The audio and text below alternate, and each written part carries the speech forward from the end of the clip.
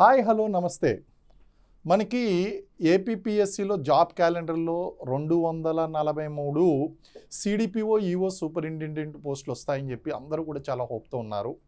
అయితే ఎక్కడా దానికి సంబంధించినటువంటి న్యూస్ లేకపోయేసరికి అందరూ చాలా గందరగోళంలో ఉన్నారు.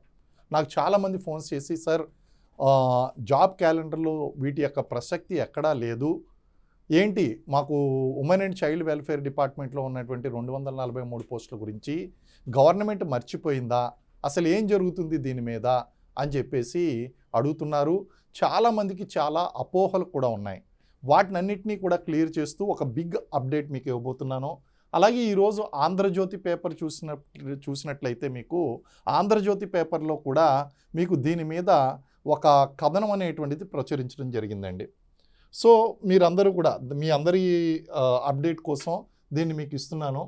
ఏపీపీఎస్సీ అధికారాలనే లాగేశారు అనేటువంటి హెడ్డింగ్తో ఈ యొక్క న్యూస్ ఇవ్వడం జరిగింది. కారణం ఏంటంటే ఈ హెడ్డింగ్ పెట్టడానికి గల కారణం ఏంటి అంటే మీకు సింపుల్గా చెప్తాను చూడండి. సిడిపిఓ ఎగ్జామ్స్ ఎప్పుడు జరిగినా సరే, సిడిపిఓ కానీ లేదా ఈఓ ఎగ్జామ్ కానీ లేదా బాలరక్షా భవన్కి సూపరింటెండెంట్స్ కానీ ఇవి ఎప్పుడు జరిగినా సరే women and child welfare department ప్రారంభమైనప్పటి నుంచి కూడా వీటి రిక్రూట్మెంట్ కేవలం ఏపీపీఎస్సీ ద్వారానే జరిగింది, వేరే విధంగా జరగలేదు. అయితే లాస్ట్ టైము మనకి జగన్ గారి గవర్నమెంట్ ఏం చేసింది అంటే దాన్ని మెడికల్ రిక్రూట్మెంట్ బోర్డుకి ఇవ్వడం జరిగిందండి.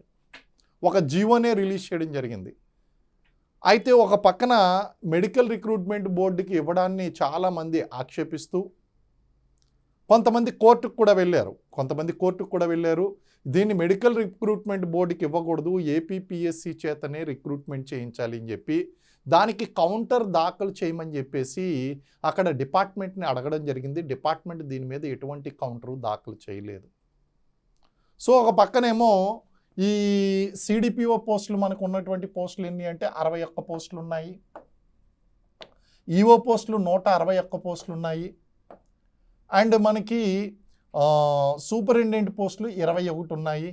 మొత్తం 243 పోస్టులకి 2023 సంవత్సరంలోనే ఫైనాన్స్ డిపార్ట్మెంట్ క్లియరెన్స్ ఇచ్చింది.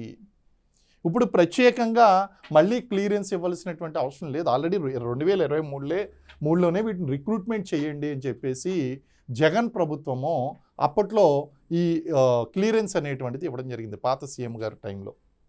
అయితే ఇక్కడ జరిగినటువంటిది ఏంటి అంటే ఈ 2023లో జరిగింది ఏపీపీఎస్సీ ద్వారా రిక్రూట్ చేయవలసినటువంటి అంశాన్ని ఒక స్పెషల్ జీవో తీసుకుని వచ్చి దాన్ని మెడికల్ రిక్రూట్మెంట్ బోర్డుకి ఇవ్వడం జరిగింది.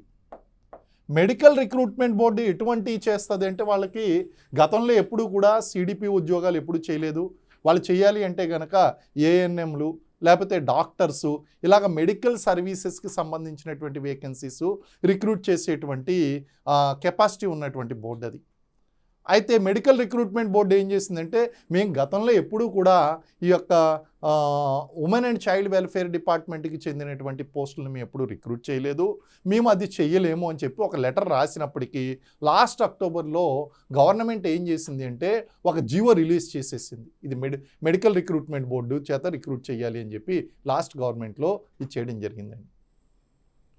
అయితే మరి అది ఏ ఉద్దేశంతో చేశారన్నది పక్కన పెడితే కొంతమంది అభ్యర్థులు ఏం చేశారంటే దీన్ని మెడికల్ రిక్రూట్మెంట్ బోర్డుకి వెళ్తే న్యాయం జరగదేమో అని భయపడుతూ వాళ్ళు ఏం చేశారు, దాన్ని ఏపీపీఎస్సీ ద్వారా రిక్రూట్ అవ్వాలని చెప్పి కోర్టుకి కేసు వేయడం జరిగింది.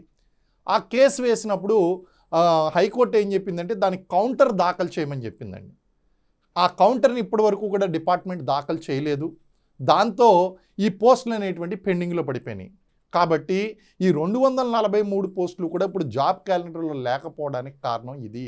నెంబర్ 1, గవర్నమెంట్ దాన్ని బలవంతంగా మెడికల్ రిక్రూట్మెంట్ బోర్డు చేత రిక్రూట్ చేయించాలి అని చెప్పి పాత ప్రభుత్వం కోరుకోవడం, దాని యొక్క అభిప్రాయం ఏంటనేది మనకు తెలీదు. చాలామంది అభిప్రాయపడేది ఏంటి అంటే తమకి అనుకూలంగా ఉన్నటువంటి వాళ్ళని పోస్టులు అమ్ముకోవాలనేటువంటి ఉద్దేశంతో దాన్ని మెడికల్ రిక్రూట్మెంట్ బోర్డుకి ఇచ్చారు అని చెప్పి చాలామంది విమర్శిస్తున్నారు. ఆ యొక్క వాస్తవాలు అనేటువంటివి మనకు తెలీదు. ఇదే భయంతో కొంతమంది ఏం చేశారు, ఏపీపీఎస్సీ కనుక రిక్రూట్ చేయకపోతే నిజాయితీగా జరగవేమో అని భయపడుతూ కోర్టుకు వెళ్ళారు. ఆ కోర్టుకు వెళ్ళిన తర్వాత దాన్ని కౌంటర్ దాఖలు చేయమని చెప్పేసి హైకోర్టు అడిగింది. దాన్ని ఇప్పటి వరకు డిపార్ట్మెంట్ కౌంటర్ దాఖలు చేయలేదు. దాంతో ఈ పోస్టులన్నీ పెండింగ్ పడిపోయినాయండి. అంతే తప్ప అభ్యర్థులు నిరుత్సాహపడొద్దు. 243 పోస్టులకి ఆల్రెడీ గవర్నమెంట్ క్లియరెన్స్ అనేటువంటిది ఉంది.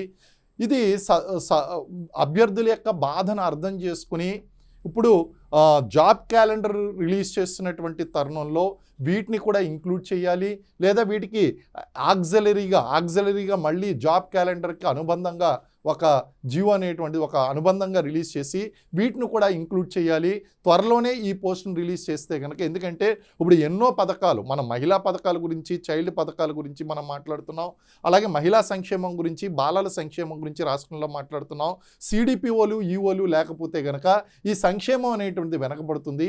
కాబట్టి నిరుద్యోగుల యొక్క గోసను అర్థం చేసుకుని, వాళ్ళ బాధను అర్థం చేసుకుని సహృదయంతో ప్రభుత్వం కనుక వాళ్ళకి సహకరించి ఈ పోస్టులు ఎక్కడైతే ఆగిపోయినాయో ఆ జీవోని రద్దు చేసి మళ్ళీ ఏపీపీఎస్సీ ద్వారానో ఏదో ఒక మీకు నచ్చినటువంటి విధంగా పోస్టులు కనుక రిలీజ్ చేస్తే కనీసం రిక్రూట్మెంట్ అనేటువంటిది పూర్తయితే అప్పుడు అభ్యర్థులకు న్యాయం చేసినట్లు అవుతుంది. కాబట్టి ఇది సోషల్ మీడియా వేదికగా ఇది ప్రభుత్వానికి నిరుద్యోగుల తరపున నేను అందిస్తున్నటువంటి ఒక విన్నపం. Thank you very much. జై హింద్.